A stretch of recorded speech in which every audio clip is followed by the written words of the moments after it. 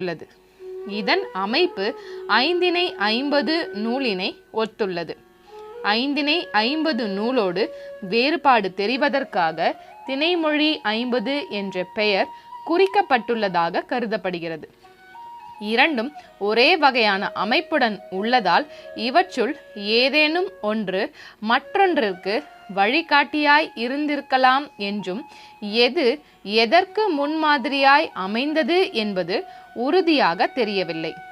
இந்நூலை இயற்றியவர் கண்ணன் சேந்தனார் என்பவர் ஆவார். திணைமொழி 50 நூலில் குறிஞ்சி, பாலை, முல்லை, மருதம், நெய்தல் என்னும் வரிசையில் ஐந்திணைகளும் அமைந்துள்ளன. இந்நூலில் உள்ள பாடல்களின் எண்ணிக்கை 50. இவை ஏனைய திணை நூல்களைப் போலவே பொருள் வளம் மிக்கவை. நச்சினிக்கினியார் என்னும் புலவர் திணைமொழி 50